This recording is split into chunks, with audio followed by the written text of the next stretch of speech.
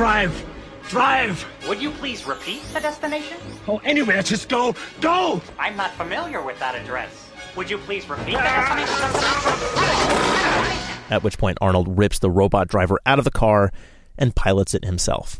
It's funny because as fantastical as this sci-fi world is, we can recognize the same kinds of user annoyances we have here in the present. And we can see Arnold as heroic because he can do the things the machines can't. And think about Star Wars, when Luke Skywalker is on his way to blow up the Death Star. For one, his robot co-pilot gets fried. I lost our cue. And he turns off his onboard automation. Luke, you switched off your targeting computer. What's wrong? Nothing. I'm all right. Because automation is not as good as what Luke can do on his own. Use the Force, Luke.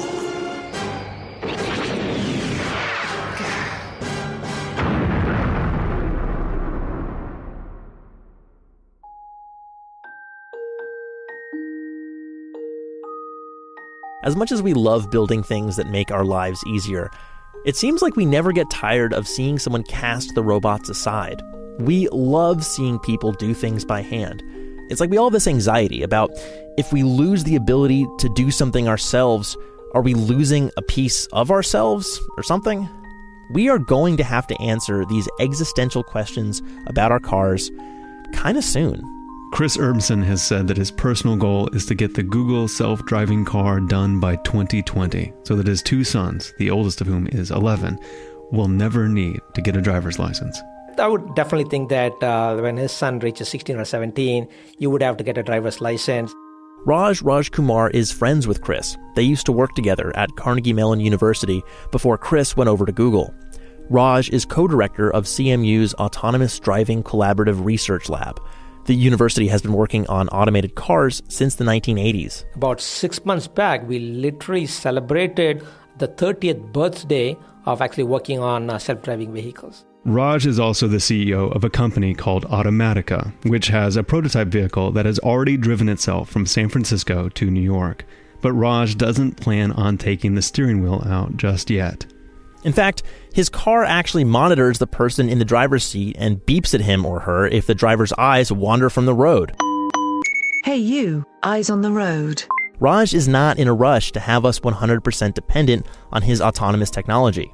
The way he sees it unfolding is with incremental advances over time. Just like right now, pretty much all cars have cruise control, and some cars have adaptive cruise control, which calibrates speed. The next generation of this technology, I guess, would be you do not have to control the steering wheel either. You get onto the highway, pick a lane, and then engage this super cruise control, and then it will actually steer itself, brake itself, and accelerate itself. Raj also imagines an automatic mode for when you're stuck in a traffic jam.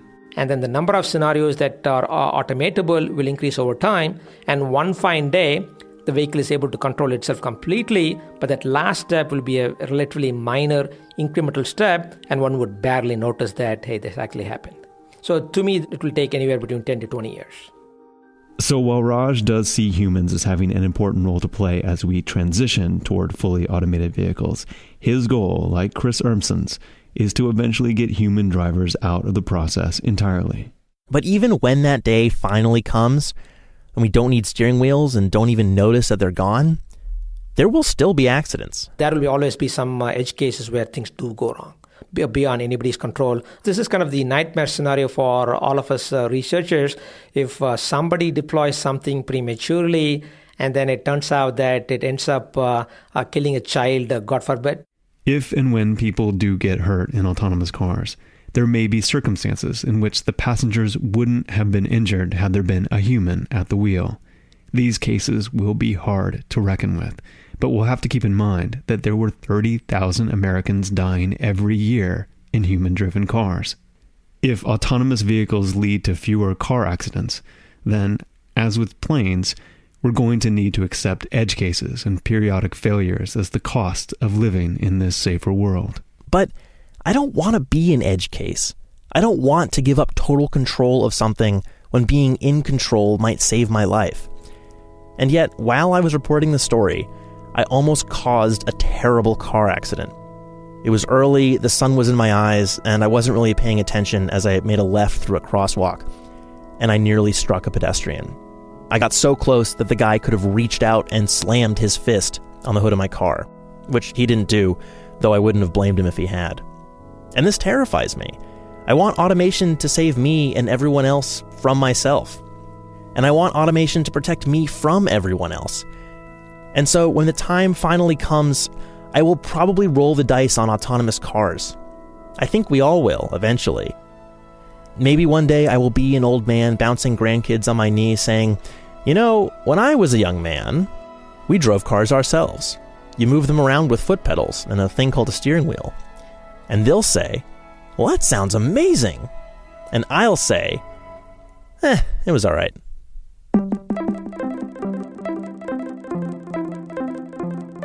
99% Invisible was produced this week by Sam Greenspan, with Katie Mingle, Avery Trufelman, and me, Roman Mars, reporting from Sweden.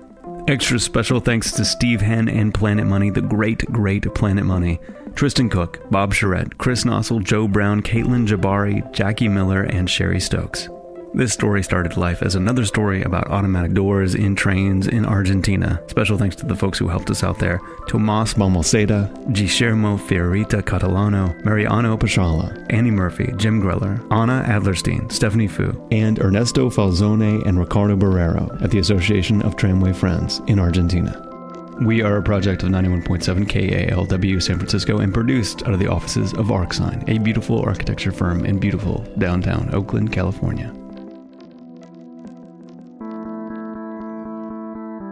Support for 99% Invisible comes from you mutants in Sector G and from Squarespace, the all-in-one website platform. Squarespace sites look professionally designed regardless of your skill level with no coding required. They have intuitive and easy-to-use tools, and Squarespace has state-of-the-art technology powering your site to ensure security and stability. Plans start at just $8 a month, and you get a free domain if you sign up for a year. Start your free trial today with no credit card required at squarespace.com. When you decide to sign up for Squarespace, make sure you use the offer code INVISIBLE to get 10% off your first purchase. That's squarespace.com and use the offer code INVISIBLE. Squarespace. Build it beautiful. Nerds. Support is also provided by Basecamp. Basecamp is the project management app for people who want total control over their projects. Basecamp helps you wrangle people with different roles, responsibilities, and objectives toward a common goal: finishing a project together. Basecamp runs in the cloud on their secure servers, so you don't have to mess with anything technical, from freelancers to small shops to mid-sized companies to enormous multinationals. Basecamp is the go-to project management tool for hundreds of thousands of groups worldwide. Over 15 million people have used Basecamp at work or for their own personal projects. Listeners to 99% Invisible can try Basecamp for 2 months absolutely free by visiting basecamp.com/99pi. This week and every week, and the reason why you hear this show today is because we were made possible by Tiny Letter. Email for people with something to say. My boy Maslow always has something to say. What do you guys say, Maslow? Yesterday I went on the biggest plane of my life. It had 5 sections and an upper level. tinyletter.com. It's free, easy, minimal, and powerful. The simplest way to send an email newsletter from the great people behind MailChimp. Thanks to MailChimp, the Knight Foundation, and people just like you, we created Radiotopia from PRX. And just so you know, we're not going to have a show next week. 99% Visible is taking 1 week off while I'm in Europe with my family.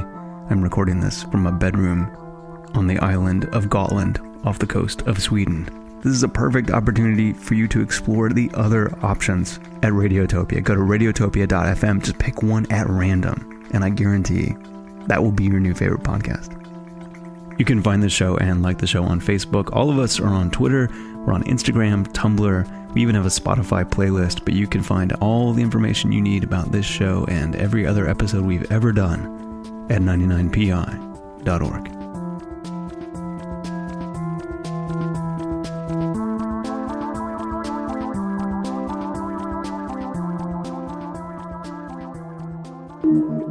Radiotopia.